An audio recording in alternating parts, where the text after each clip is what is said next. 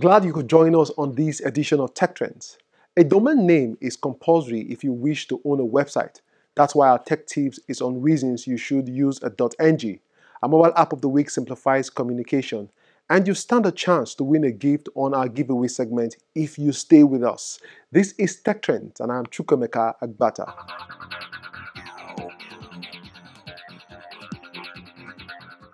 Behind the computer screens is where the youth of Anubis, Egypt's face of online gaming, flourish.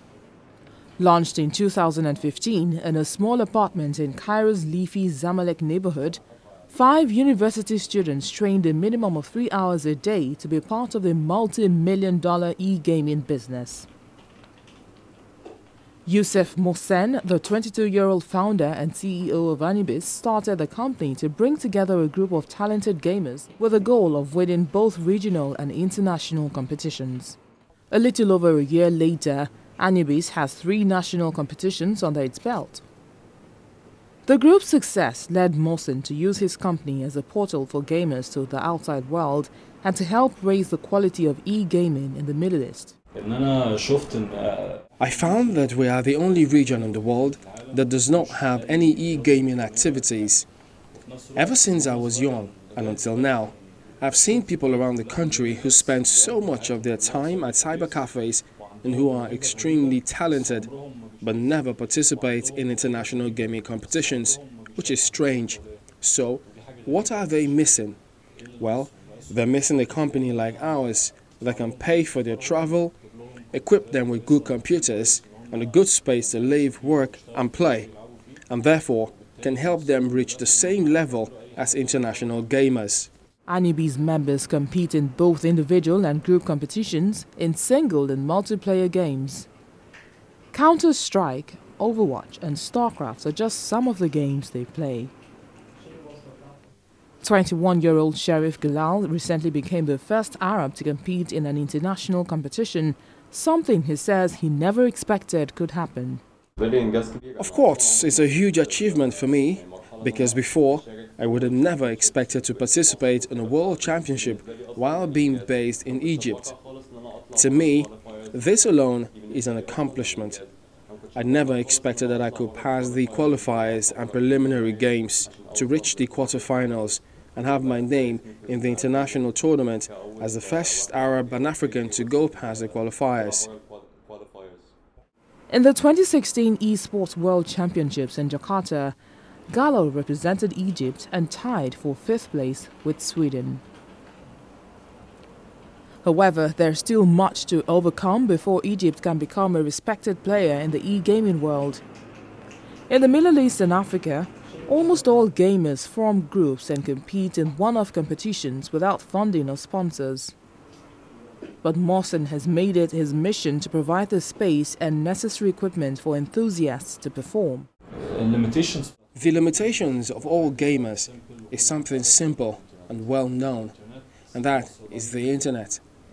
The internet in Egypt is very weak, despite the fact that you pay 3 or 4 times the amount you pay in European countries which have internet that is for 20 or 30 times better than ours. You do not get the services you need, nor the connection quality you need, because it can be cut off all of a sudden and you can't do anything about it. We have a business line from a telecom company that we pay a lot for. You won't believe how much we pay, and still, the line got cut in the middle of a competition.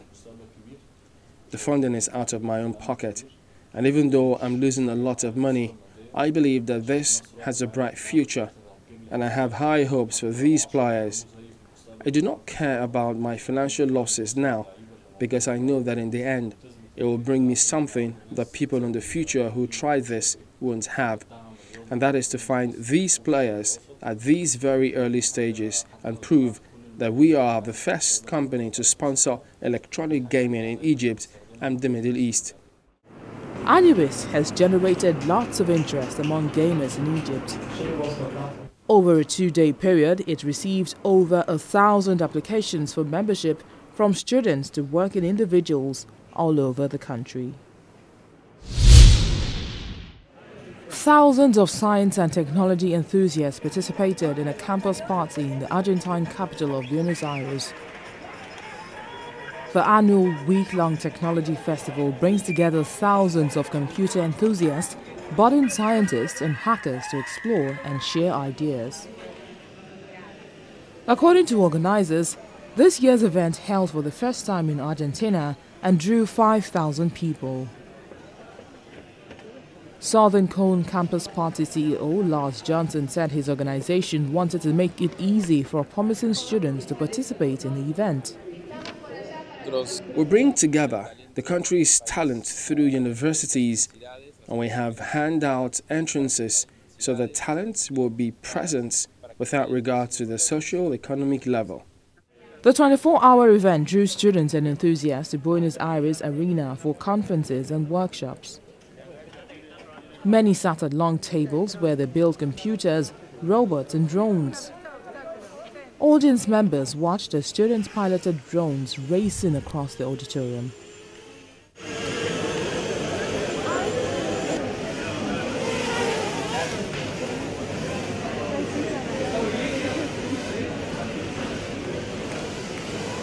We love to talk to people who don't study the same thing we do and don't work in the same thing as we do, but are all committed to the same thing, which is to share and learn.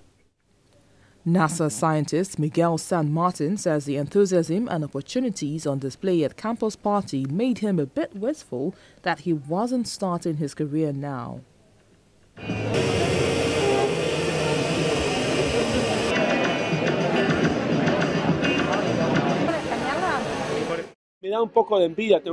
I must admit that I'm a bit jealous that I'm not 20 years old anymore to be part of this young generation. We didn't have any of this, and the process is incredible compared to when I was their age, so it fills me with joy and optimism. Campus Party Argentina includes lectures on artificial intelligence, augmented reality, and big data. Japanese space race team Hakuto unveils its lunar rover design to participate in next year's Google-sponsored moon competition.